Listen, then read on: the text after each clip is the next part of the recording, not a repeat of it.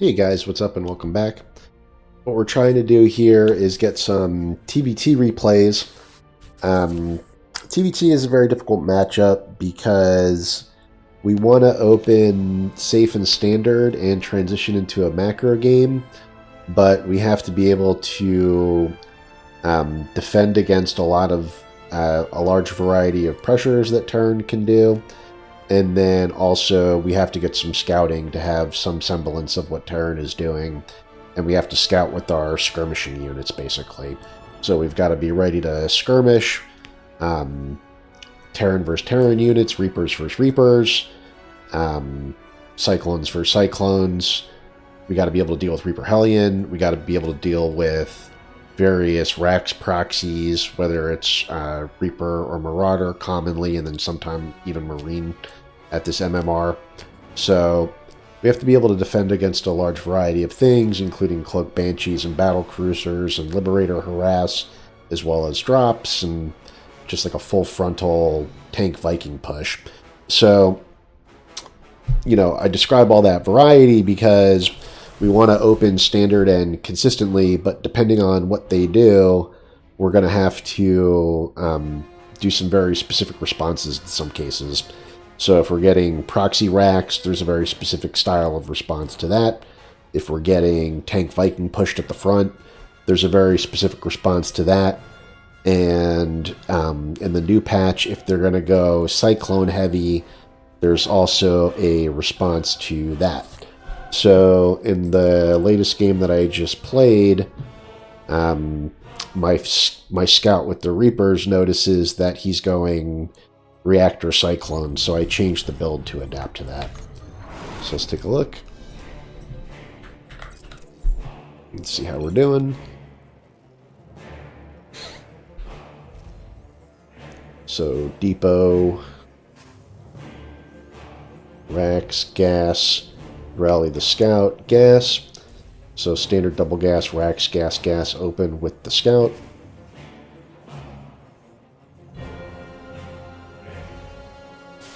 My Scout can't get in any further. I don't want to risk getting locked in. He is going Reaper Fast Expand though, and I don't identify it. So he's not playing double gas, he was playing Reaper Fast Expand. I've got my two Reapers, getting my Cyclone, Starport before Reactor. And I'm a little slow on the Reactor. And then Depot. So that's what I think is the standard opener based on what we talked about in the last video, but then here's the adjustment, right? So in TvT you have to respond to what you scout, right? So I didn't click on this building, I assumed it was a Starport. And he's going Reactor Cyclone and just like some Marine support, I guess, right, out of the racks. But really, he's going Reactor Cyclone, right? So I don't know if he's expanded or not. I don't know what the timing of his expansion is. He's up in orbital on me, basically, at this point. So I'm ahead in workers, but he's about to catch up because his orbital is done and mine isn't started. And then I don't know that this is a Rax, but that's the scouting information that I got. He's going Reactor Cyclones, and what I decide to do is meet his Reactor Cyclone with my own Reactor Cyclone. So I do a full add-on switch, and I go, okay, I've already got two, and I catch his Reaper coming in also. And then I can just reposition to the front because the Reaper's dealt with. And I know there's only one, basically, because I didn't see it in the... I didn't see any other Reapers in the main when I jumped in there. I was fighting his Reaper, denying the building, and then I got jumped on by the two Cyclones. That's what happened on his side. On my side, my two Cyclones just immediately kill the Reaper. He probably didn't see much.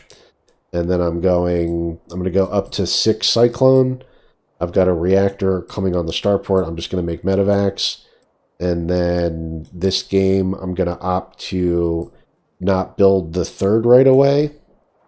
The third. Ideally, you're building your third here or like up here somewhere so you can just float it down. The best position for the third would just be here. So you're either building your third or you're adding on more racks plus the engineering bays. So what we're going to decide to do is go up to 6 Cyclones, play off of 3 gas for a while, add the racks, and then after 6 cyclones, I'll swap the factory off. But see what happened here is bingo, right? So now he pushes out with 4 cyclones, and he's going to scan the front and decide whether or not he can jump on my natural or not. So if I had, right now, if I had 2 cyclones and 1 tank, he would probably consider jumping on that and do some damage, because he can just avoid the tank by going over here, and then it would be 2 cyclones on 4, and he would just win that, right? And then he would be able basically to push me off of my natural. So when I saw him going Reactor Cyclone, I decided to match it, and I already had 2 cyclones made, so I didn't fully need my defender's advantage there. I literally made, out of my factory, 6 cyclones as my first unit, and he did the same, plus I have defender's advantage. So he scans, decides he doesn't want to fight that. And then I'm going up to 4 racks in a factory on the 2 base setup with the 1-1. And I'm just going to play the first portion of the game out on a full 2 base setup and hopefully at 46 SCVs. So go back to production. And I'm trying to wait for +1/+1, but at least stim shields.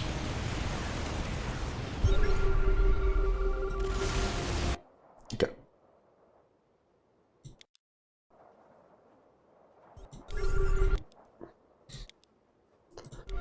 Okay, so for the fight, we just walk up to the 3rd. We scanned it to check that it was there. We saw it was undefended, so we just walked right up.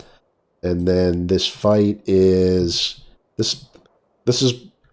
TvT, which people don't like, can also be great if your opponent is playing a similar style to you. So this is literally... Like, look at this. This is literally 22 Marines to 22 Marines, 2 tanks to 3... But he's got 2 that are basically not in... All 3 of his tanks are not in the fight, basically. My tanks are in much better position. This tank is going to get a siege up. And then 5 medevacs to 3, and 6 clones to 6 clones, right?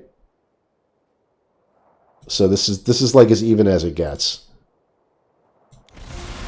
He even stims first. But I think my tanks make the difference there.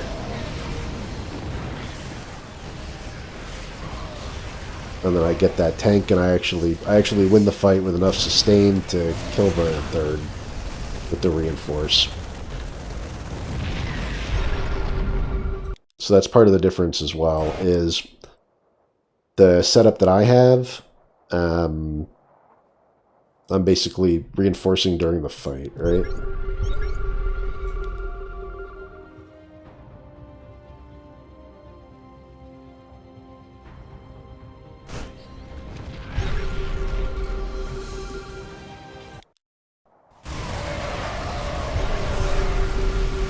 Okay, so the reinforcements are coming now. So basically, I did my macro cycle correctly before the fight started, but not during it, which makes sense, and then after it I got it resumed again.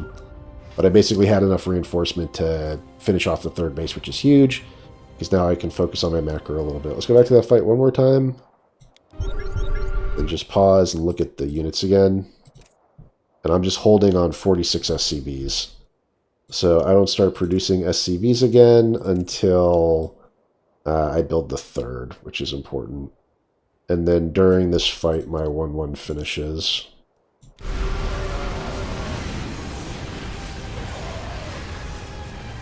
So right now it finished... Well, it didn't actually help me. So I didn't take any damage while 1-1 was done. But it did help me finish off the base, actually. Okay. So now I take my 3rd. I'm making SCVs. I'm making... the 2nd factory, and the armory. I'm just going to macro off this for a while. I'm going to go up to the mine is a mistake. I'm going to go up to 66 SCVs and just play on 3 base for the rest of the game, basically. And that's helping me remax much faster than my opponent, basically. So he's not remaxing. I think it's just a situation where, because this is the generally agreed upon good macro setup, I would say that my macro curve is like smoother, right? So I got up to 200 supply. He's supply blocked extremely badly, but I got up to 200 supply much smoother than he did, basically. And he was just supply blocked on 140. But it's because he's like building bases and shit. Like he built 2 extra bases, 800 minerals. That would have been his 8 depots right there. 8 times 8 is 64, right? So that would have got him to 200 supply. So that's why this matters, right? Because for me, I'm investing in depots, and I did 2 drops, and I'm just holding at 66 workers, which when I hit my max, that means I have a huge army.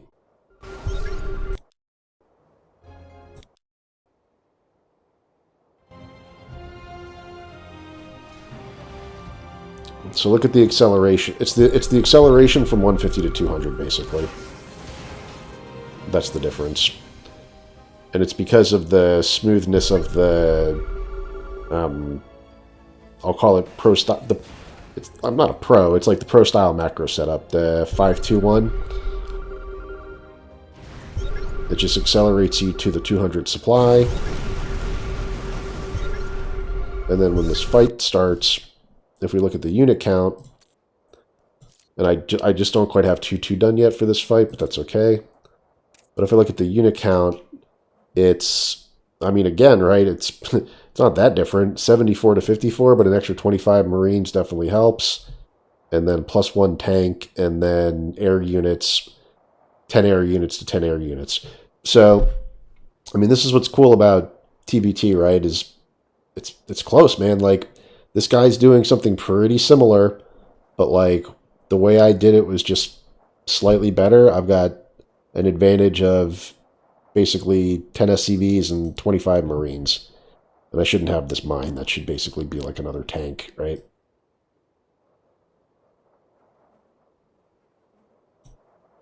But yeah, that fight's just an easy A move fight. And then get the position.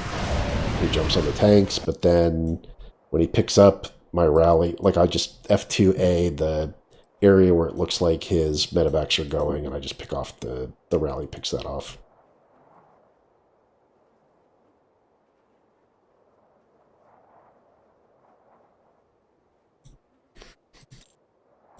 Upgrades are what we want. I don't think we have any Marauders.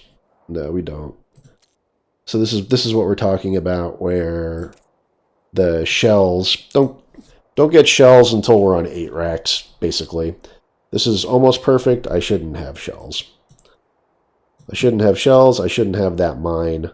I should basically have 1 more tank. But otherwise, this is exactly what I'm trying to do. Like, good for me would be you didn't need to drop, but we dropped when we had to.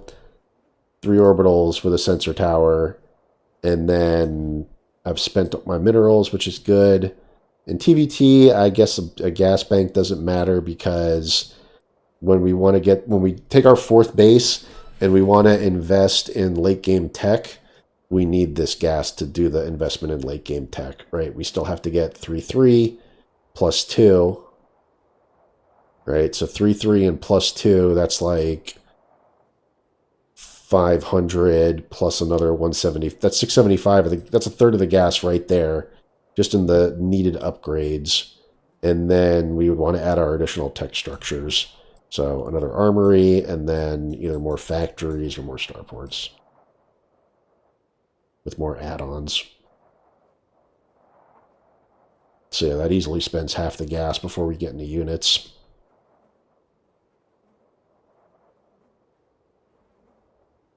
StarCraft 2 is an amazing game. It really is. It's very frustrating to learn, but once you accept the learning process becomes very rewarding. So anyway, hope you guys enjoyed the ramblings. Have a good one. Take care.